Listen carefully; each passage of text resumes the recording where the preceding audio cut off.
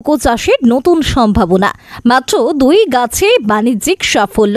চকলেটের মূল উপাদান কোকো গাছ, এখন বসিরহাটের মাটিতেই ফলন হচ্ছে। দক্ষিণ আমেরিকার এই বিদেশি গাছের ফল থেকে তৈরি হয় সুস্বাদু চকলেট, আর সেই গাছ এখন সফলভাবে চাষ হচ্ছে উত্তর 24 পরগনার বসিরহাটের মধ্যমপুরে।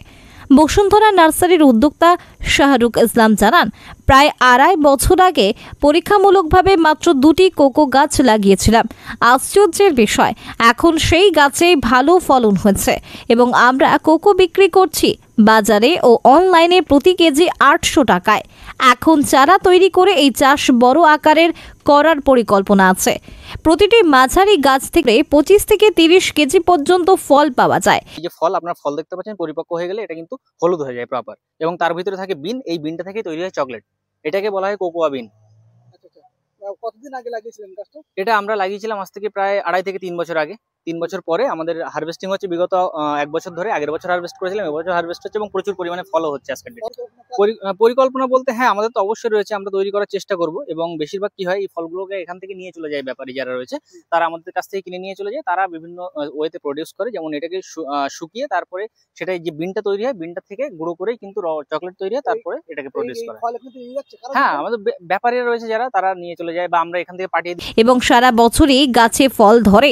শুকনো কোকো বীজ থেকে তৈরি হয় কোকো বিন, যা দিয়ে বানানো হয় চকলেট, কোকো মাখন, আইসক্রিম, রুটি, এমনকি প্রসাধনী পর্যন্ত।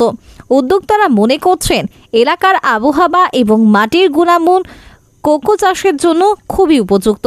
যেমন কর্ণাটকে সবচেয়ে বেশি পরিমাণ চকলেটের উৎপাদন হয়, তো ওখান থেকে আমরা এখান থেকে কুরিয়ার করে পাঠিয়ে দিই, ওরা নিয়ে নেয়।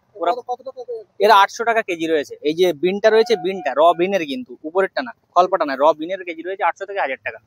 মোটামুটি এভারেজ আপনি ধরে নিতে পারেন 25 থেকে 30 কেজি চকলেট আমরা হারভেস্ট করতে পারি পার সিজন। এবং এটা সারা বছরই কিন্তু এই ফল শেষ হবে, আবার আপনার ফুল চলে আসবে।